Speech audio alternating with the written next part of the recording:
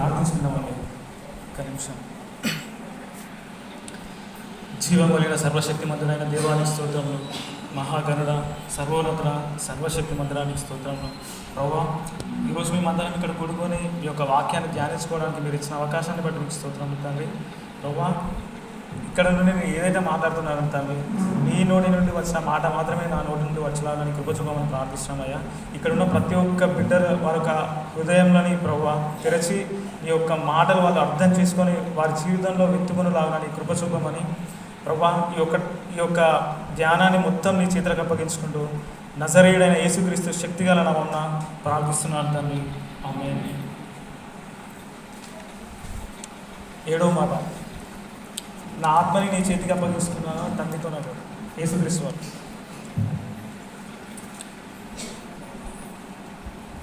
మాకు మీ అందరి విషయంలో ఒకటి అనిపించింది, బాగా అలసిపోయారు, నిద్ర వస్తారు. సో వినేటట్టున్నారో లేరో అని కూడా డౌట్. బట్ దేవుడు మీకు బలాన్ని ఇచ్చిన కాక, ఆ ఒక్క అర్థం చేసుకునేటువంటి యొక్క ఆలోచన శక్తిని దయచేయను కాక.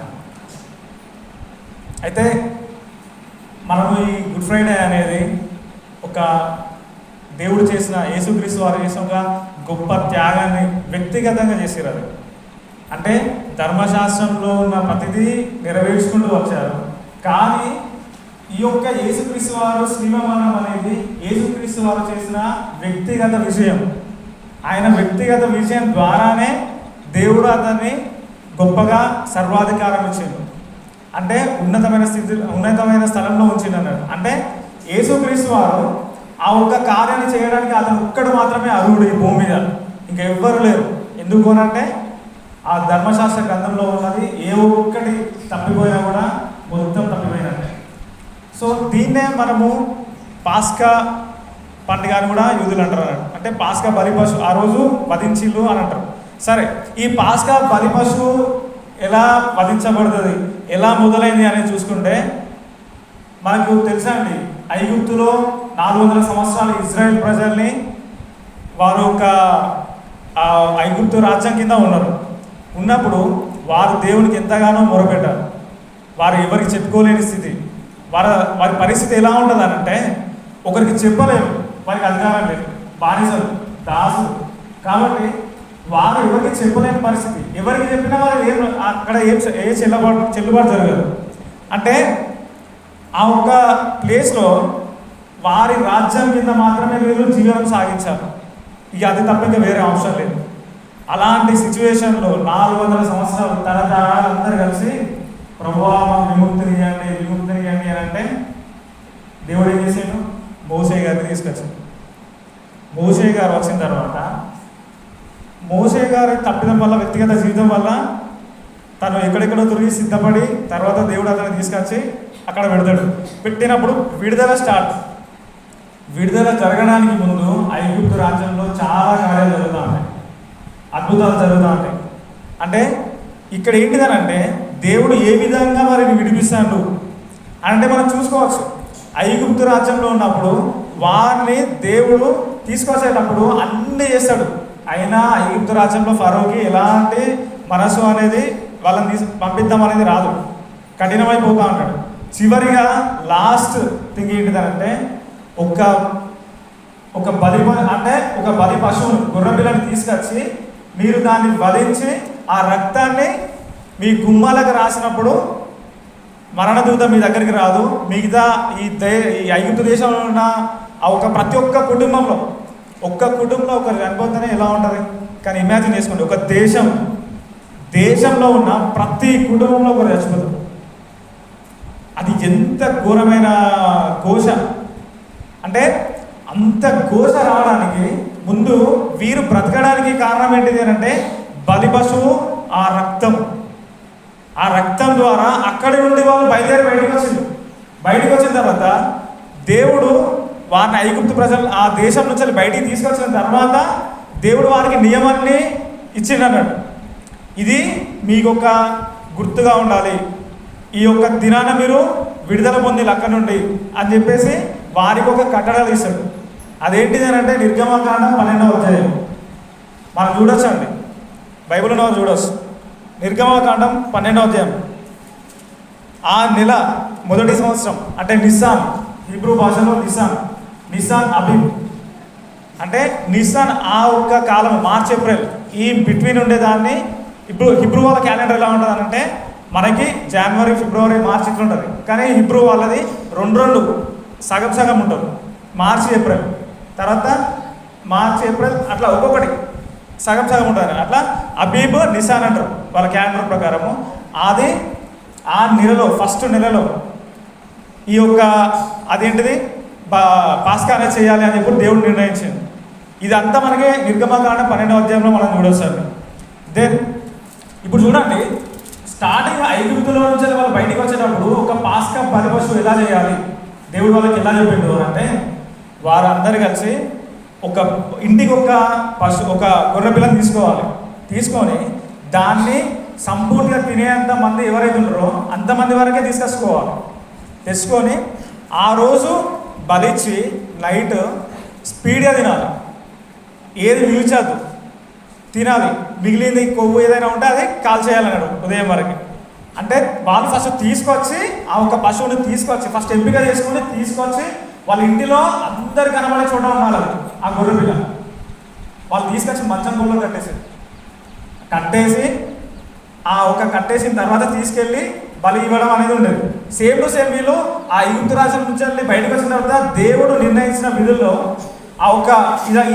ఈ విధంగా చేయాలి అని చెప్పిన దాంట్లో చూడండి ఎంత యేసుక్రీస్తు వారు ప్రతి ఒక్కటి ఆ ఒక లేఖనాలను అనుసరించి ఏ ఒక్కటి మిస్టేక్ లేకుండా ప్రతి ఒక్కటి ఒక్కొక్కటిగా నెరవేర్చుకుంటూ వచ్చింది. ఇప్పుడు చూడండి, యాజకుడు బయటకు వచ్చి గొర్రె పిల్లను ఎంపిక చేసుకొని తీసుకెళ్ళి బలిపీఠానికి ఉత్తరం దిక్కున కట్టేసి 3 రోజుల తర్వాత అంటే గుడ్ ఫ్రైడే ఆ రోజు ఫ్రైడే అవుతుంది. అంటే ఆ 3 రోజుల తర్వాత ఆ బలి పశువు అనేది కరెక్ట్గా ఉన్నదా లేదా, దానికి ఏమైనా అంటే ఏమైనా జబ్బులు కానీ లేకపోతే కరెక్ట్ ఆరోగ్యంగా ఉన్నదా లేదా ప్రతిదీ చెక్ చేస్తారు. ఇప్పుడు మనం చూడొచ్చండి, ప్రస్తుతము మన ఇజ్రాయెల్ ప్రజలందరూ ఒక ఎర్ర పెయ్య కోసం వెతుకుతూ ఉంటారు. ఏ ఒక్కటి లోపం లేకుండా మచ్చ డాగు ఏది ఉండదు. అలా వాళ్ళు తీసుకొచ్చి ఎంపిక చేసిన దినం నుండి 3వ దినం అంటే 4 days, ఆ 4th day వరకు వాళ్ళు బలిపీఠ దగ్గరనే కట్టేసి పెడతారు. అందరూ దాన్ని పరీక్షిస్తూ ఉంటారు. వచ్చిన ఆ యాజకుడు దాన్ని పరీక్షిస్తూ ఉంటారు ప్రతిరోజు. ఆ 3 రోజులు క్షుణ్ణంగా ఏ ఒక్క చిన్న మిస్టేక్ అయినా క్యాన్సర్. అంత ప్రీషియస్ ఉండాలి దేవునికి ఇచ్చేది. అది ఉత్తరం దిక్కున కట్టేసిన తర్వాత ఈ పాస్కా దినం రోజున మధ్యాహ్నం 3 గంటలకి దాన్ని బలిస్తారు. అది యూదా ఆచారం.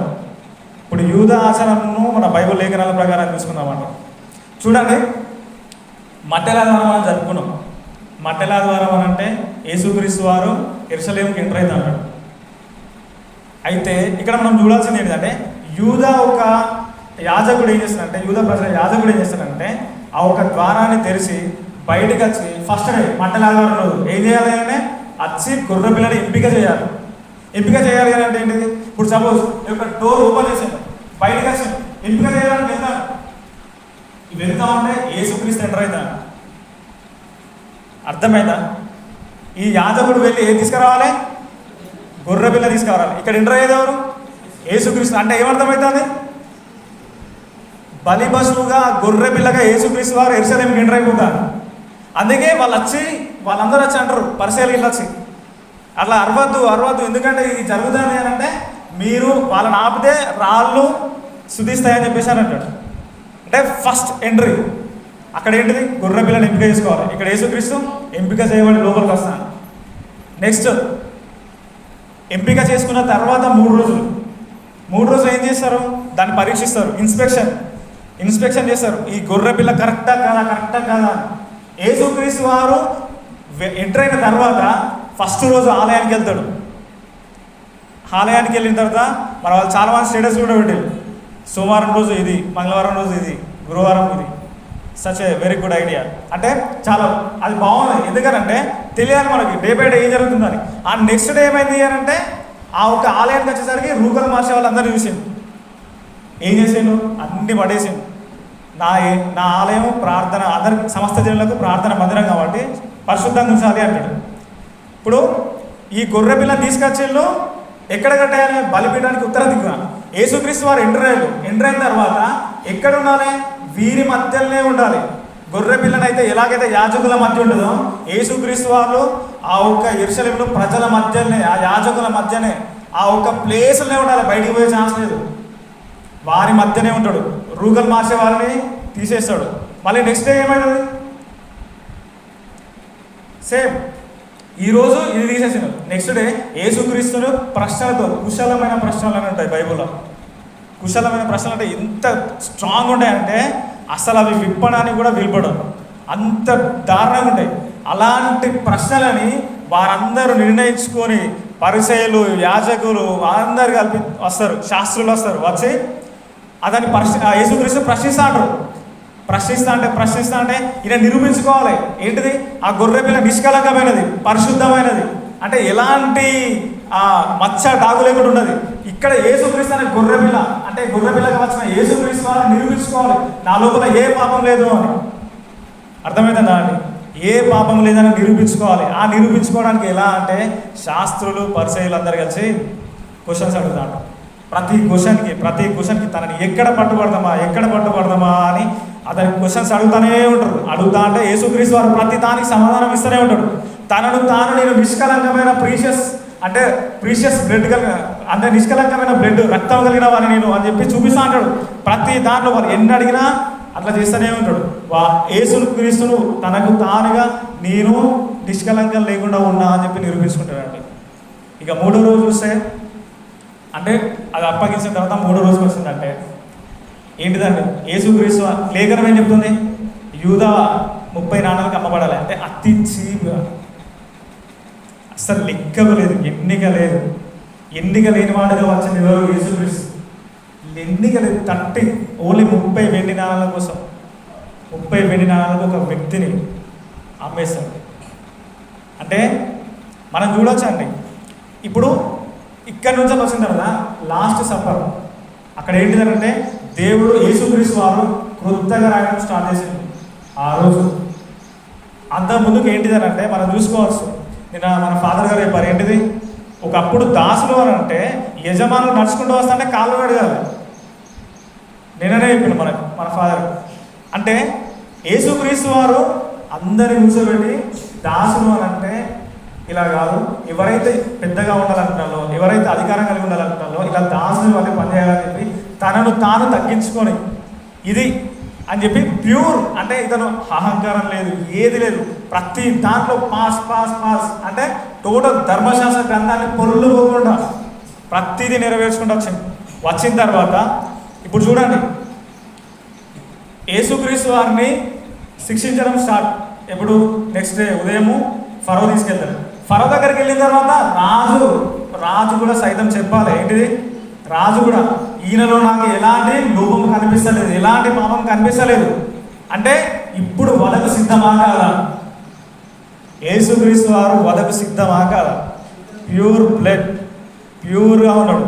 వధింపబడాల్సిన గొర్రె పిల్ల ఎలాంటి మచ్చట డాగు లేనట్టుగా ఉన్నదో అదే విధంగా యేసుక్రీస్తు వారు నిరూపించుకున్న తర్వాత ఇప్పుడు మళ్ళీ మనం ఎటుద్దాం. ఇప్పుడు చూడండి, ఉత్తరం దిక్కున గొర్రె పిల్లను కట్టేయాలి బలించే ముందు. యేసుక్రీస్తు వారిని ఎక్కడ కట్టేసినాను? కట్టేసి 39 దెబ్బలు కొట్టు. 39 దెబ్బలు గొర్రె పిల్లని కట్టేసి లేదా? యేసుక్రీస్తుని కూడా కట్టేసి. లేఖనాలు ఎట్లా ఉన్నాయి? సరిగ్గా ఒకటి వెనుక అంటే 1 by 1 నెరవేరాలి. 39 దెబ్బలు. ఆ కొడతాంటే ఏం జరిగిందనంటే ధర్మశాస్త్రం. ఇప్పుడు సాధారణ వాళ్ళని ఎలా మోసం చేస్తారంటే దొంగిలించకూడదు అని ఉంటారు. ఉంటే సపోజ్ దొంగిలిస్తాం అనుకో, నీకు ఆ వాక్యం గుర్తొస్తుంది, దొంగిలించకూడదు కదా. ఇప్పుడు సైతం వస్తాడు, దొంగిలిస్తావు కదా, నువ్వు దేవుని వ్యతిరేక, నువ్వు శిక్షించబడాలి. అర్థమైందా? దొంగిలించడం అనేది సాధారణ చూపెట్టి నువ్వు దొంగతనం చేస్తావు అని చెప్పి నిన్ను శిక్షించాలి, దేవుడి చేత శిక్షించేటట్టు చేయాలి. కానీ యేసుక్రీస్తుని కొడతాంటే ఏం జరిగిందనంటే యేసుక్రీస్తును కట్టేసి కొడతాంటే సాధారణకు సంతోషం అనిపించింది. ఇట్లా ఒక డైరీ ఇట్లా పట్టుకున్నది, ఈ గ్రంథంలో ఉన్నట్టుగా. ఇప్పుడు ఈ గ్రంథంలో ఉన్నది రైట్. అతను కొడతాను, ఒక దెబ్బ కొట్టగానే ఇలా ఒకటి బ్లర్ అయిపోయింది. ఏది ఒకటి బ్లర్ అయింది. ఒక అక్కడ యేసుక్రీస్తు అప్పుడు ఇజ్రాయెల్ ప్రజలకు ఇచ్చిన దాంట్లో ఒకటి మలిగిపోయింది, మళ్ళీ దెబ్బ తాకింది మళ్ళీ. అంటే అలా 39 కొరడా దెబ్బలతో మనకిచ్చిన ఈ ధర్మశాస్త్రాన్ని టోటల్గా ఈ యొక్క గ్రంథాన్ని మొత్తం నెరవేర్చేసరికి ఇప్పుడు ఏం లేదు, కంప్లీట్ చేసిండు, ఇది క్లోజ్, ఏం లేదు. ఇప్పుడు సాధారణ చేయి చూపిస్తాడు, నువ్వు దొంగతనం చేసినా ఏం చేసినా ఏదైనా చూపిస్తాడు, లేదు, క్లోజ్, కంప్లీట్ చేసేసాడు. అంటే సాతానికి ఏది బలం? ధర్మశాస్త్రాన్ని చూసే నేను ఇబ్బందిలో పెడుతుంది, ధర్మశాస్త్రాన్ని చూసే నేను ఇంకా తొక్కేస్తుంది. ఇలాంటి ధర్మశాస్త్రాన్ని యేసుక్రీస్తు వారు వచ్చి సమాప్తి చేసాడు, తీసివేయలేదు, సమాప్తి చేసి ఇప్పుడు యేసుక్రీస్తు వారు ఎంటర్ అయ్యారు. యేసుక్రీస్తు వారు ఇప్పుడు చెప్పాడు సువార్త. యేసుక్రీస్తు వారు చెప్పాడు, మీ తల్లిదండ్రులను ప్రేమించండి, మీ పొరుగు వాళ్ళని ప్రేమించండి, నీ దేవుడిని స్తుతించాలి, ఆరాధించాలి.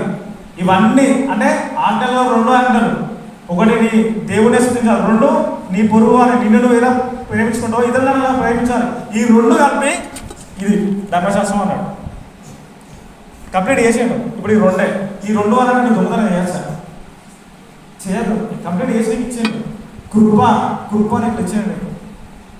సో ఇప్పుడు మళ్ళీ బ్యాక్ టు టాపిక్. ఇప్పుడు ఏంటిదనంటే యేసుక్రీస్తు వారిని కొట్టినప్పుడు ఆ బలి పశువుని ఎలాగైతే ఉత్తర దిక్కున పెట్టి పరీక్షించాలో యేసుక్రీస్తు వారిని కూడా కంప్లీట్గా క్లీన్ చేశారు. అంటే అలా కొట్టి అయిపోయిన తర్వాత ఇప్పుడు వధించడానికి వెళ్ళాలి అని అంటే యేసుక్రీస్తు వారిని స్లీవకి. ఆ రోజు స్లీవ అని అంటే చాలా హీనమైనటువంటిది. ఒక దొంగలని, దోపిడీదారులను వాళ్ళని తీసుకెళ్ళి బలిస్తా అంటారు, అంటే వాటి మీద స్లీవ కొడతారు అన్నట్టు.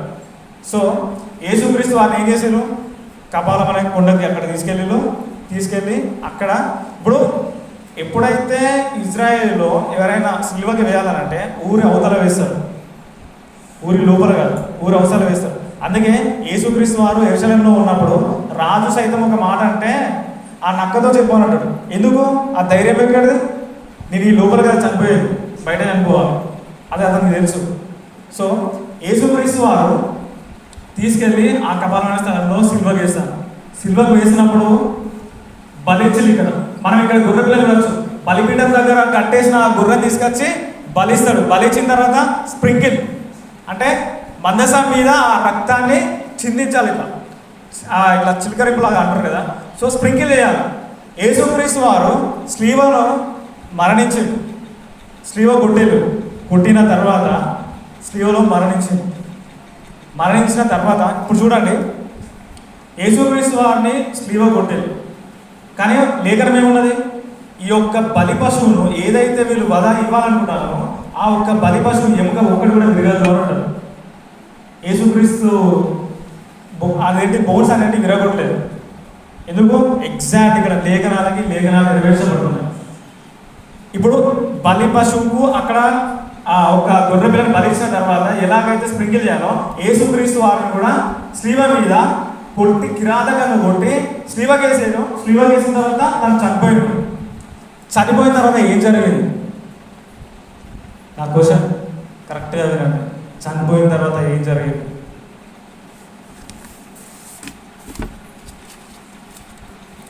చనిపోయిన తర్వాత తెర చిరిగిపోయింది. ఒక క్రైస్తవుడికి తెర చిరిగిపోయింది అని తెలియకపోతే అతను క్రైస్తవుడు కాదని అనుకోవచ్చు. తెర చిరిగిపోవడం అంటే ఏంటో తెలుసా? నేను చెప్తాను. సపోజ్ ఎగ్జాంపుల్, ఇప్పుడు నా వెనకాల ఒక పర్సన్ ఉన్నాడు అనుకోండి, నేను ముందున్నా. ఇప్పుడు వెనుకాల ఉన్నది దేవుడు, సమీపించడానికి తేజస్సులో వసించుతున్న దేవుడు. ముందు ఉన్నది ఎవరు? యేసుక్రీస్తు వారు. జస్ట్ ఎగ్జాంపుల్ చెప్తున్నాను.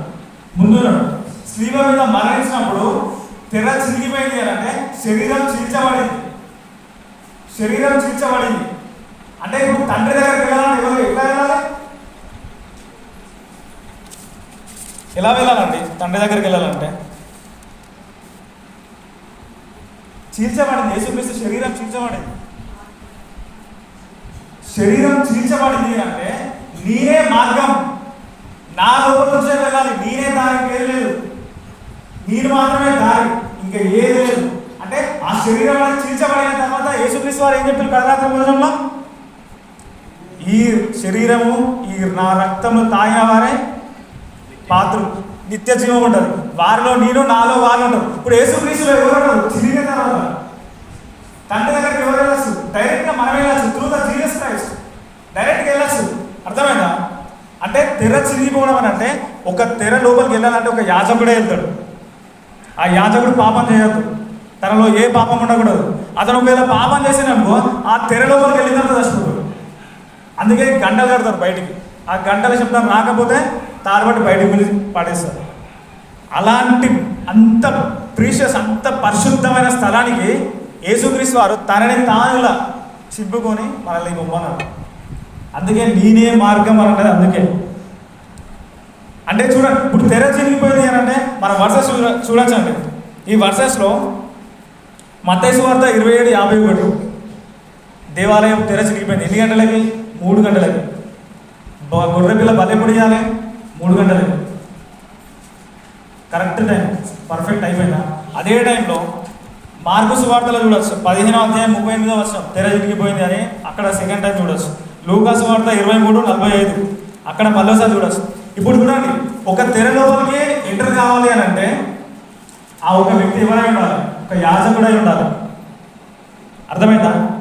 ఒక పరిశుద్ధ, అతి పరిశుద్ధ స్థలంలోకి వెళ్ళాలి అంటే యాజకుడు మాత్రమే ఉండాలి. ఇప్పుడు యేసుక్రీస్తు వారు మనందరినీ ఏం చేసిండండి? అతి పరిశుద్ధ స్థలానికి వెళ్ళడానికి యాజకులను చేసింది.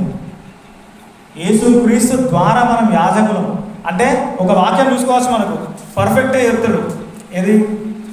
మీరు రాజులైన యాజక సమూహం అన్నాడు. రాజులైన యాజక సమూహం ఎలా అయినా? యేసుక్రీస్తు మరణం ద్వారా మనల్ని రాజులుగా, యాజకులుగా చేశారు.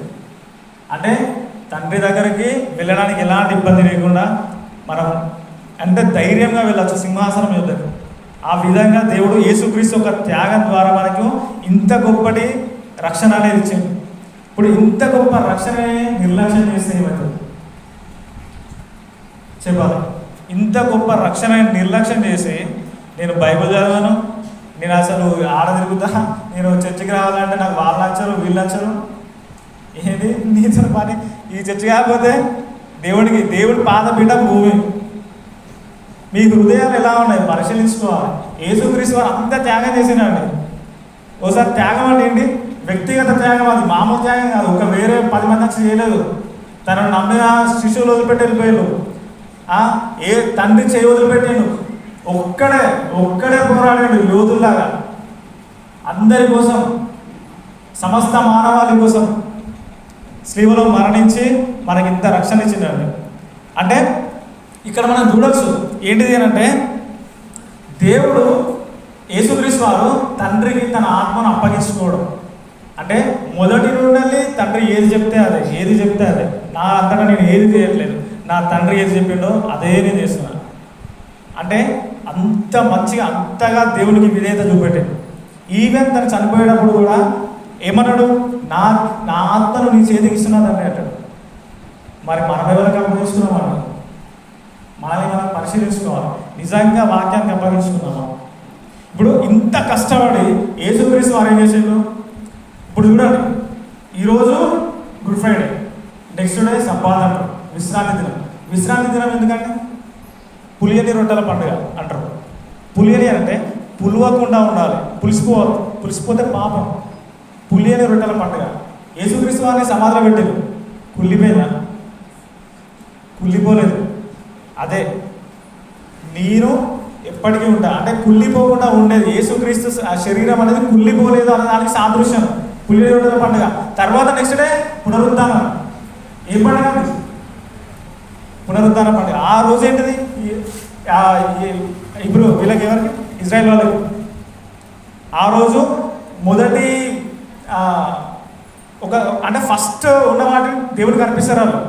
అంటే యేసుక్రీస్తు వారు ఆ రోజు ఫస్ట్ పర్సన్ రిజర్వేషన్ అయ్యాడు, పునరుత్థానమైన వాళ్ళు మొదటి ఫలాల పండుగ అంటారు. యూదుల యొక్క పండుగలు వాళ్ళ ఆచారం మనకు అర్థమైనప్పుడు లేఖనాల నెరవేర్పునేది మనకు స్పష్టంగా అర్థమవుతుంది.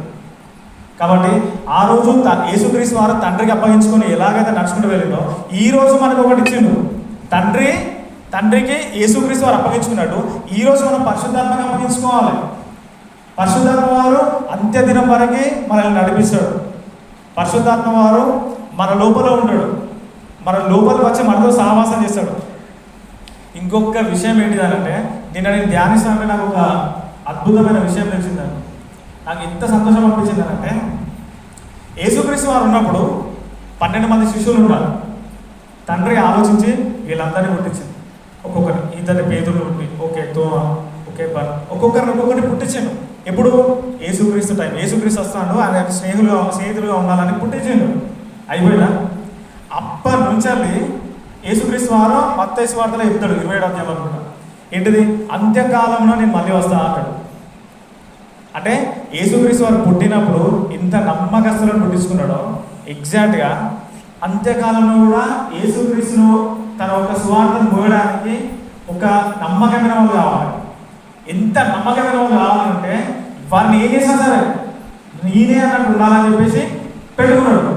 ఇప్పుడు ఈ యొక్క యేసుక్రీస్తు వారు చనిపోయినప్పటి నుండి ఇప్పుడు ర్యాప్చర్ దగ్గరికి వచ్చింది, అంటే ఎత్తబడడం. ఎందుకంటే యేసుక్రీస్తు రెండో రాకడ దగ్గరికి వచ్చింది. ఈ మధ్యలో చాలామంది పుట్టారు, చనిపోయారు, చాలామంది పుట్టి చనిపోయారండి. కానీ మనమే అంత్య దినాల్లో ఉన్నాం. అర్థం చేసుకోండి, దేవుడికి మన మీద ఇంత నమ్మకం అని, మనము ఖచ్చితంగా దేవుడి కోసమే నిలబడతాం అనే నమ్మకం. అందుకే మనం ఇప్పుడు పుట్టిస్తున్నాడు. మనం చూడొచ్చు, మనం అంత్యకాలంలో ఉన్నాం కదా. చాలామంది దీన్ని ఎలా చెప్తున్నారంటే, మనం అంత్యదినాల్లో ఉన్నాం, అంత్యదినాల్లో ఉండలేదు, అంత్యదినంలోనే పుట్టినాం మనం. ఎందుకు? దేవుడి కోసం. దేవుడు కోరుకుంటే హతసాక్షులు కావడానికి, దేవుడు రమ్మంటే మహిమ శరీరంతో వెళ్ళిపోవడానికి, అంతే తప్ప ఈ నిద్రలో వేయండు, మంచి చావు, ఇట్లా వేయండు, ఇది కాదు. మనం ఎట్లున్నాం, మన చావు కూడా దేవుని మహిమపరచాలి. పోతే మహిమ శరీరంతో వెళ్ళిపోవాలి, లేదంటే హతసాక్షులుగా పోవాలి, అంతే. అంటే అంత నమ్మకం ఉన్నది కాబట్టి మనల్ని ఇప్పుడు పుట్టించింది. ఈ అంత్య దినాలలో వీరైనా నమ్మకమైన వాళ్ళు, వీరైనా సంఘమని పుట్టించింది. కానీ మనం నిజంగా ఆ ఒక్క మాటలలో, ఆ ఒక్క దేవుని యొక్క మాటలో మనం నడుస్తున్నామా? మనం ఆ మాటలలో ఉంటున్నామా? ఎప్పుడు చూడు మన పనులే. డెవిలు సాతాను ఏం చేస్తుందంటే, దేవుని యొక్క మాటను అట్నుంచి మనం డైవర్ట్ చేసేందుకు ఈ లోకంలో ఉన్న పనులన్నీ పెడుతుంది. కానీ తెలివిగల వారు, దేవునితో సహవాసం కలిగిన వారు ఏం చేస్తారంటే, ఈ యొక్క లోకానికి సంబంధించిన వాటిలో ఉండి టైం తీసి దేవునికి ఇస్తారు. అప్పుడు పరిశుద్ధాత్మను కవర్ చేస్తాను, వాళ్ళని కవర్ చేసి తీసుకెళ్తా అంటాడు. ప్రతి దాంట్లో ఎందరైతే ఆత్మచేత నడిపింపబడతారో వారు దేవుని కుమారులు. సో వీళ్ళు టైం ఇస్తారు. టైం లేని వాళ్ళ పరిస్థితి ఏంటి మరి? మీకు పని ఇచ్చిందని చెప్పేసి మొత్తం పనికి టైం బిజీ, ఇది నేను ఓపికంటలేదు, మరి పని చేసేయమన్నావా? జాబ్ వచ్చింది కాబట్టి నేను బిజీ అంటే, నేను జాబ్ ఇచ్చింది నువ్వు ప్రశాంతంగా అడ్డుపోయి ఆఖరికి వస్తామని, మరి నువ్వు రాకపోతే జాబ్ చేసేయమంటావా? ఫుల్గా నాతో ఉండదు. సో ఏంటిదంటే, మనకి ఇచ్చిన టైంని దేవుడు మనకి ఒక ప్రీషియస్ టైం ఇచ్చింది కాబట్టి మనకి ఎంత టైం ఉన్నా సరే దేవునితోనే సహవాసం కలిగి ఉండాలి, వాక్యంతో సహవాసం కలిగి ఉండాలండి. ఈ వాక్యమే మనకు ఆధారం. ఆకాశము భూమిని గతిస్తాయి కానీ దేవుని మాట మాత్రం గతించదు. కాబట్టి ప్రతి దినము దేవుని యొక్క మాటను, యేసుక్రీస్తు యొక్క త్యాగాన్ని మనం అనుక్షణం స్మరిస్తూ ముందుకు నడుచుకుంటూ ఒక ఆత్మానుసారంగా నడుచుకోవాలి అండి. ఈ యొక్క అవకాశం ఇచ్చిన సంఘానికి మరియు దేవునికి కృతజ్ఞతలు తెలియజేస్తూ ప్రార్థించుకుందామండి.